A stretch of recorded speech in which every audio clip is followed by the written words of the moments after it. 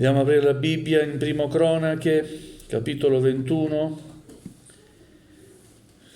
Primo Cronache, capitolo 21, leggeremo tutto il capitolo. E Dio benedica la sua parola ai nostri cuori. Amen. Siamo nel Vecchio Testamento, Prima Cronache, capitolo 21. Alleluia, leggeremo tutto il capitolo. Amen. Vi chiedo di alzarvi in piedi. Onoriamo la parola di Dio. Dio sia lodato. Amen. Satana si mosse contro Israele e incitò Davide a fare il censimento di Israele.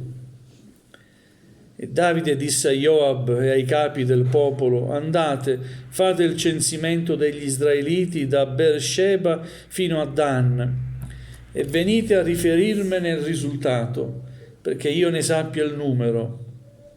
Joab rispose: il Signore renda il suo popolo 100 volte più numeroso di quello che è.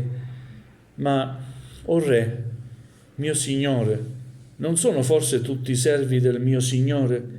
Perché il mio Signore domanda questo? Perché rendere così Israele colpevole? Ma l'ordine del re prevalse contro Joab. Joab dunque partì, percorse tutto Israele, poi tornò a Gerusalemme.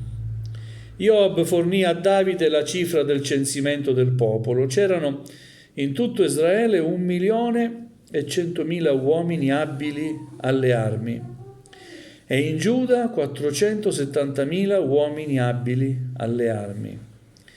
Joab non aveva fatto il censimento di Levi e di Beniamino come degli altri, perché l'ordine del re era per lui abominevole. Questo dispiacque a Dio, che perciò colpì Israele.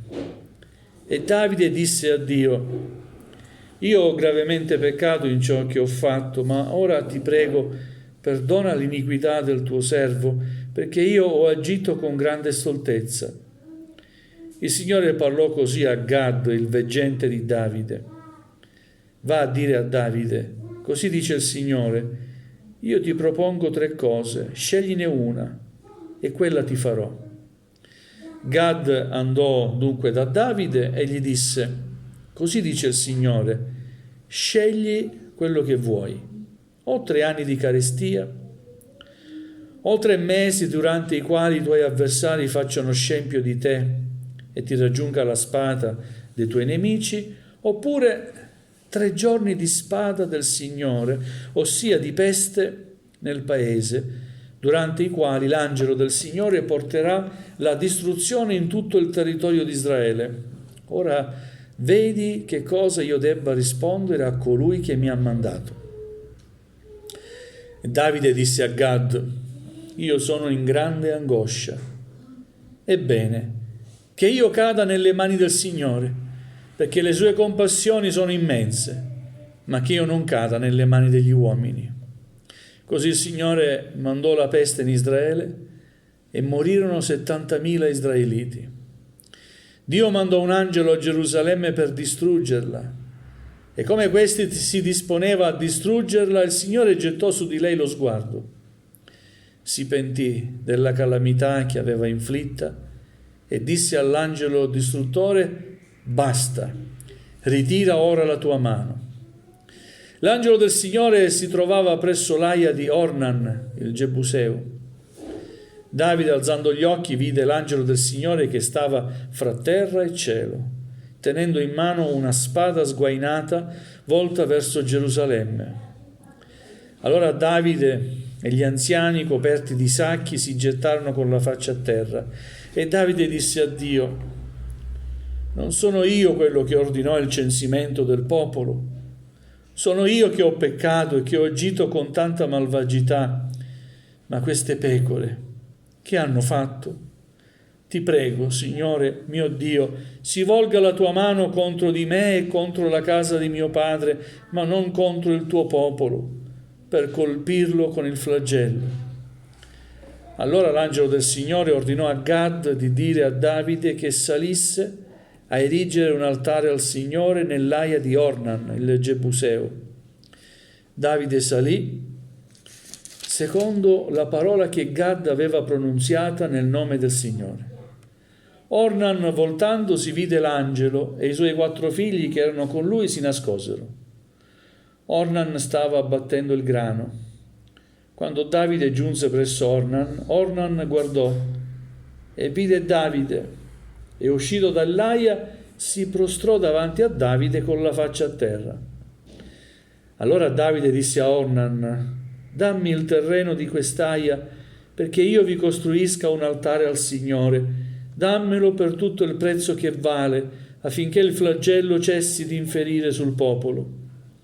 Ornan disse a Davide: prendilo, e il re, mio signore, faccia quello che pare bene ai suoi occhi. Guarda, io ti do i buoi per gli olocausti, gli attrezzi per trebbiare come legna e il grano per l'offerta.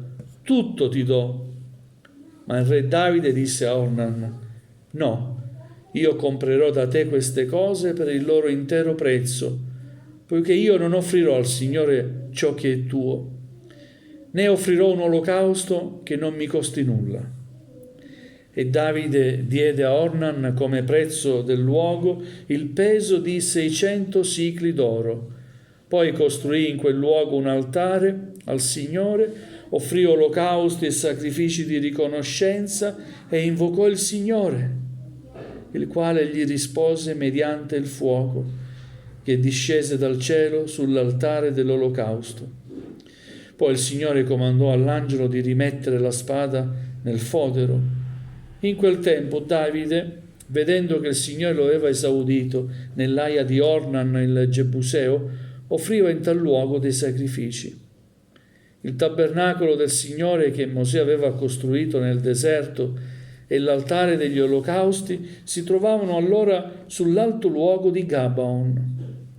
Davide non poteva andare davanti a quell'altare a cercare Dio per lo spavento che gli aveva causato la spada dell'angelo del Signore.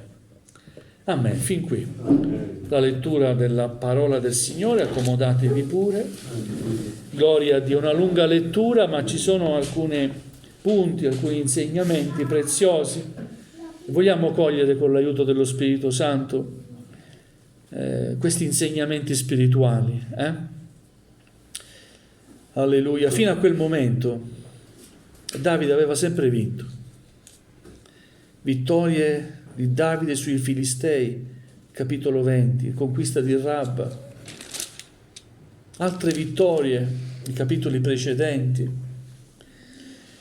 È un uomo vincente, ma non sappiamo perché vinceva, vero? Vinceva perché il Signore era dalla sua parte. Amen. Israele non ha mai avuto un grande esercito. I suoi nemici erano molto più forti, più potenti, con un esercito più numeroso, eppure Israele vinceva, perché era il popolo di Dio. E perché come condottiero c'era un uomo che aveva un cuore secondo il cuore di Dio.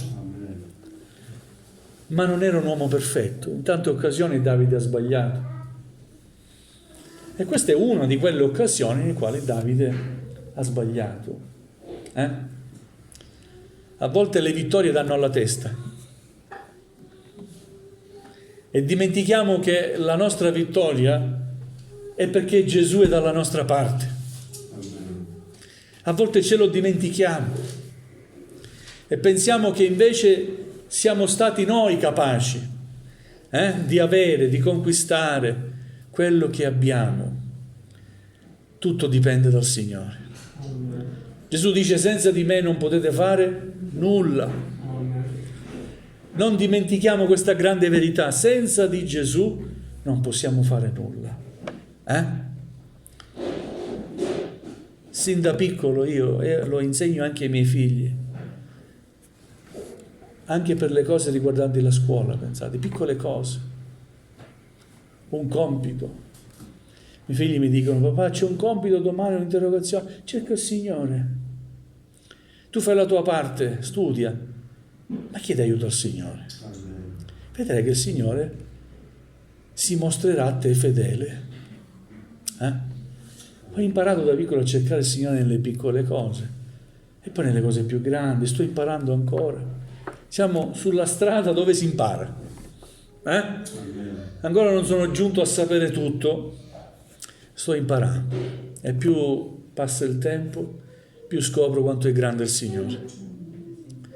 A un certo punto Davide dimentica che le sue vittorie dipendevano da Dio. Il popolo che guidava, di cui era stato fatto re, non era il suo popolo, ma era il popolo di Dio.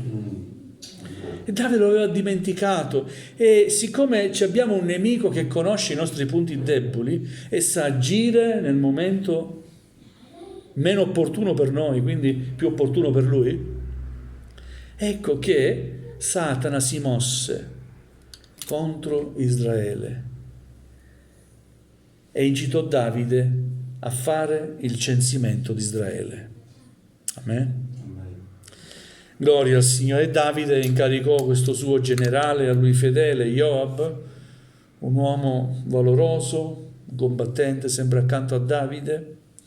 E Joab capisce, comprende che Davide in quel momento era lontano dal Signore e cerca di farlo riflettere.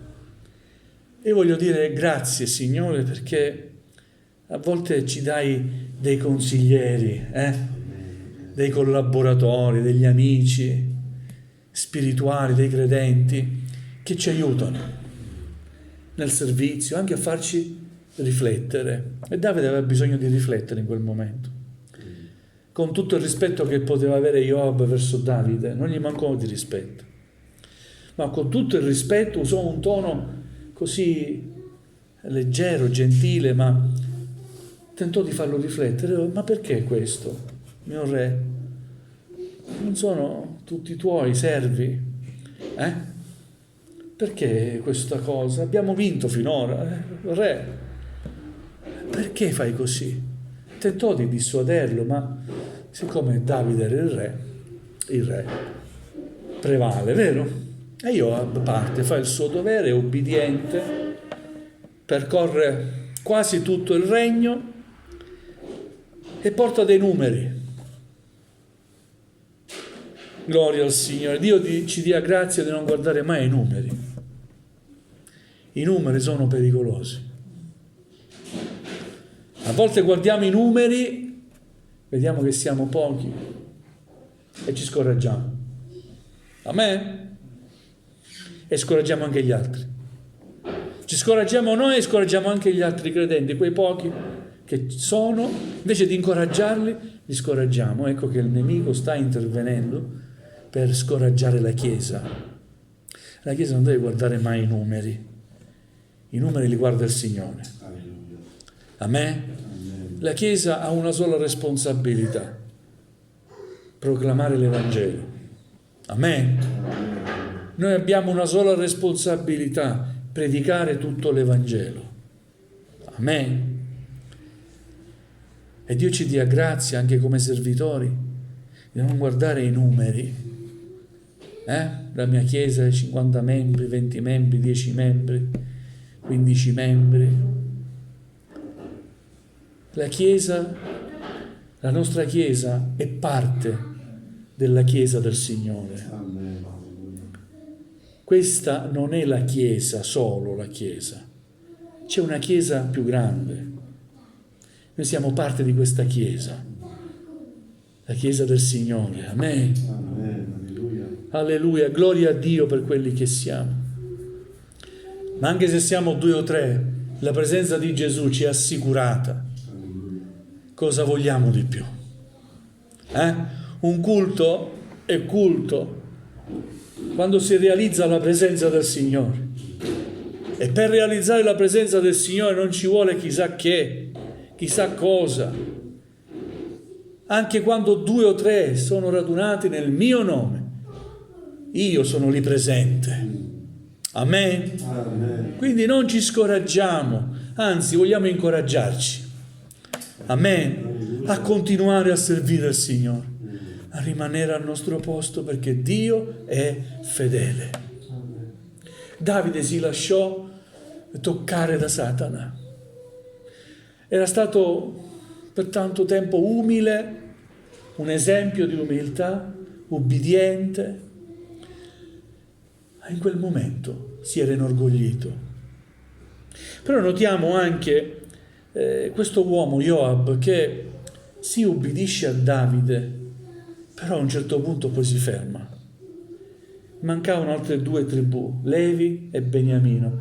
Non ebbe più il coraggio di andare avanti, perché sentiva che quella cosa dispiaceva a Dio e non andò più avanti. Dio ci dia grazia di ubbidire sia agli uomini di Dio, ai servi di Dio, ma principalmente a Dio. Se il servo ubbidisce a Dio, alleluia, vogliamo essere sottomessi anche alle autorità che Dio ci ha dato nella Chiesa. Ma se quello che ci viene detto di fare va contro quello che è la volontà di Dio, dobbiamo avere il coraggio di dire no, mi fermo. Amen? Gloria al Signore. Tutto questo dispiacque a Dio. Ci sono cose che succedono e che dispiacciono al Signore. E Davide poi capì di aver sbagliato e chiese perdono al Signore, dicendo al Signore: io ho gravemente peccato in ciò che ho fatto, ma ora ti prego, perdona l'iniquità del tuo servo, perché io ho agito con grande stoltezza. Il Signore tante volte lo ha perdonato e anche questa volta lo ha perdonato, però il perdono di Dio c'è, gloria al nome del Signore, però la conseguenza di ciò che facciamo rimane sempre. Per questo dobbiamo stare attenti e vigilare sulla nostra condotta, sul nostro rapporto con Dio, su quello che siamo davanti a Lui, non guardando gli altri, ma guardando noi attraverso la parola del Signore e con umiltà, presentandoci davanti a Dio. Il Signore parla al profeta, questo leggente, Gad, e dice: va a dire a Davide, così dice il Signore, io ti propongo 3 cose, scegliene una. Hai sbagliato, ma adesso c'è una conseguenza. Scegli, ti do 3 possibilità, scegliene una, quella ti farò. Tutte e 3 non è che erano belle. E allora, o 3 anni di carestia, o 3 mesi durante i quali i tuoi avversari facciano scempio di te e ti raggiunga la spada dei tuoi nemici, oppure 3 giorni di spada del Signore, ossia di peste nel paese, durante i quali l'angelo del Signore porterà la distruzione in tutto il territorio di Israele. Ora, un altro insegnamento importante. Davide capisce, conosce che Dio è misericordioso. La risposta che dà è un grande insegnamento per noi. Innanzitutto riconosce: è difficile, sono in grande angoscia. Dio mi propone una possibilità, ma sono cose difficili da scegliere. Però ne sceglierò una, che io cada nelle mani di Dio, che io non cada nelle mani degli uomini, perché Dio è misericordioso. Amen? È un grande insegnamento per noi, vero? Alleluia! Vogliamo stare nelle mani del Signore, non sfuggire dalle sue mani. Per quando paura possiamo avere, sappiamo che Dio è misericordioso. E se dobbiamo subire, non dico la sua ira, no, voglio parlare della sua giustizia invece, perché Dio è giusto, fratelli. E quando uno riconosce le proprie colpe, è giusto che paghi. Amen. Ma non secondo il senso degli uomini, ma secondo quello che è la volontà di Dio. Perché quello che Dio stabilisce è veramente dimostrazione di grande misericordia e di amore verso di noi. E Davide comprende questo. E questa è stata la risposta, ed è quello che il Signore ha fatto. Ha mandato la peste, l'angelo distruttore che ha iniziato a far morire tanta gente. Però leggiamo che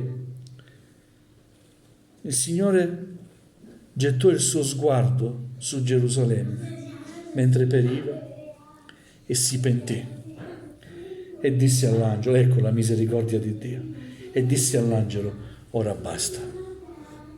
Amen. Amen. E quando il Signore dice basta,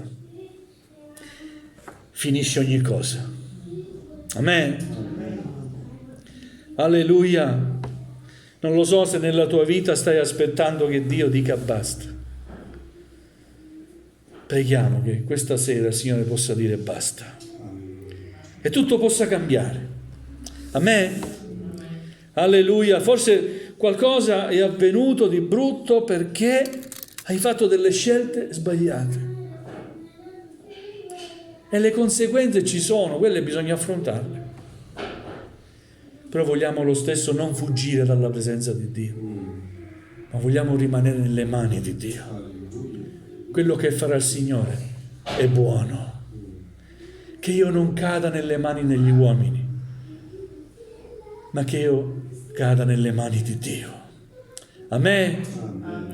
Alleluia, gloria al Signore. E Davide continua ancora a pregare il Signore. Davide, alzando gli occhi, vide che l'angelo del Signore stava fra terra e cielo, tenendo in mano una spada sguainata volta verso Gerusalemme. Si era fermato, ma ancora c'era quella minaccia. E Davide era lì che pregava. Ma proprio in questa preghiera notiamo il cambiamento di Davide. Non sono io quello che ordinò il censimento del popolo. Sono io che ho peccato e che ho agito con tanta malvagità. Notate, ma queste pecore che hanno fatto? Vedete il suo orgoglio, prima il suo orgoglio, portatemi i numeri. Adesso invece si ricorda che il popolo non sono altro che pecore del Signore, anche lui è una pecora del Signore. C'è il cambiamento in Davide, perché ha capito l'errore che ha commesso. Ti prego, Signore mio Dio, si volga la tua mano contro di me e contro la casa di mio padre, ma non contro il tuo popolo, per colpirlo con il flagello, non contro il tuo popolo, non il mio popolo, contro il tuo popolo. Il popolo è del Signore, la Chiesa è del Signore. Amen. Noi siamo del Signore, alleluia. Allora ci fu una risposta. E Dio disse per mezzo del profeta Gad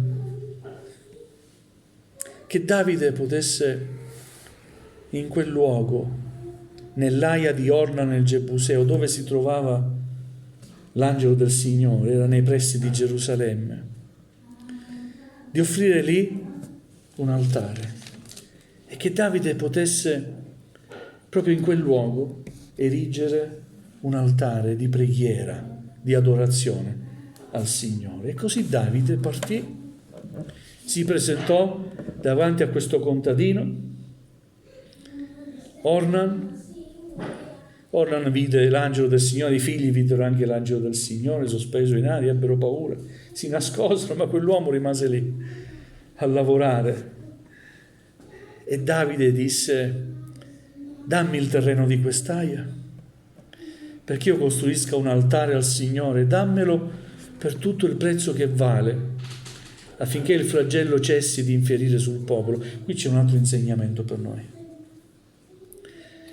Notate che questo contadino giustamente ha davanti il re, no? Il re di Israele, e con profonda umiltà si prostra davanti al re. Mio re, prendi tutto, tu sei il re, io ti do l'attrezzatura per bruciare l'offerta, ti do il grano, ti do tutto, il terreno, prendi tutto, tutto ti appartiene, tutto ti do io. Questo è un grande insegnamento, veramente da sottolineare. Davide disse no, io comprerò tutto per quello che vale, perché io non offrirò al Signore ciò che non è mio, ciò che non mi costa. È un grande insegnamento, fratelli e sorelle. Servire il Signore deve costarci qualcosa. Amen? Non godere delle domeniche libere? Se è un prezzo da pagare, deve costarmi qualcosa. O no? Lasciare la comodità del letto la domenica per riposarmi, alleluia, deve costarci qualcosa. Andare in chiesa, a me la domenica appartiene al Signore, è il giorno del Signore, alleluia, e così tante altre cose. Servire il Signore, anche fare chilometri, gloria a Dio, mettere in tasca propria, gloria a Dio. Servire il Signore deve costare qualcosa. Sai perché? Perché al Signore tu ed io siamo costati. Sei d'accordo? Non ci ha pagati con oro, con argento, ma con il suo prezioso sangue. Sangue di una persona pura e immacolata che non ha mai commesso peccato. Amen? Alleluia. Così fece Davide. Comprò quel terreno, costruì quell'altare, invocò il Signore, lo pregò, lo adorò e il Signore rispose. Amen? Noi vogliamo che il Signore ci risponda, vero? Ma come rispose il Signore? Con il fuoco. Dal cielo scese il fuoco. Così il Signore gradì quell'offerta, perdonò Davide. Amen? E noi vogliamo che scenda il fuoco dal cielo quando preghiamo il Signore, quando riconosciamo le nostre colpe, le nostre mancanze, quando ci sentiamo mancanti. Come fa uno a non sentirsi mancante davanti alla presenza di Dio? Fratelli, siamo mancanti. Riconosciamo le nostre colpe. Amen. E siamo pronti a presentarci davanti a Dio. Non perché non abbiamo paura di Lui, no, con profondo rispetto e timore, ma soprattutto confidando nella sua grande ed infinita misericordia. Le sue compassioni non si sono esaurite, ma si rinnovano ogni mattina. È vero? Alleluia! Quindi scende il fuoco dall'alto sulla nostra vita. Signore, manda il suo Spirito, alleluia, a riempire la nostra vita. Il suo Spirito come fuoco che brucia tutto ciò che non ha valore, tutto ciò che è sporco e che è brutto davanti a Lui, venga bruciato, affinché poi possiamo venire purificati, e possiamo stare davanti a Lui con quella giusta attitudine che Dio richiede perché è santo. Amen. Alleluia. Gloria al Signore. Nei versi successivi, nei capitoli successivi, scopriamo poi che proprio in quel luogo nascerà il Tempio. Quell'altare diventerà Tempio, il Tempio di Salomone. Da quel momento Davide ha in cuore di costruire poi un tempio per Dio. C'era ancora il tabernacolo dai tempi di Mosè, da quando erano usciti dall'Egitto, erano tantissimi secoli, e Dio non aveva un tempio, non c'era un tempio dove il popolo potesse raccogliersi per offrire il proprio culto a Dio, adorando Dio. C'era ancora il tabernacolo e Davide a quel momento non ebbe il coraggio più di stare nel tabernacolo. Aveva paura, aveva visto quell'angelo, qualcosa l'aveva preso, la paura. Alleluia. Preferiva offrire in quel luogo dove trovò misericordia, le offerte al Signore. E poi in quel luogo nascerà il Tempio di Salomone. Davide prepara ogni cosa, leggerete nei capitoli successivi. E poi Dio dice: no Davide, non sarai tu a portare avanti la costruzione del Tempio, ma tuo figlio Salomone. Però i piani, tutto era stato stabilito da Davide, e poi sarà il figlio Salomone a portare avanti la costruzione del Tempio. Vedete come il Signore è potente a cambiare le cose, mostra la sua misericordia, a trasformare le cose negative in benedizioni per coloro che si sanno umiliare davanti alla sua presenza e per coloro che sanno riconoscere i propri errori. Amen. Che grandi insegnamenti. Dio ci dia grazia, perché come Satana si mosse allora contro Israele, ancora Satana si muove oggi contro la Chiesa del Signore. E i primi ad essere attaccati sono proprio quelli che servono in prima linea il Signore. Dobbiamo pregare il Signore gli uni per gli altri. Amen. Amen. Noi siamo vincitori e le vittorie che noi riceviamo dobbiamo riconoscerle, che è il Signore che ce le concede. Vogliamo chinare il nostro capo, gloria a Dio. Alleluia.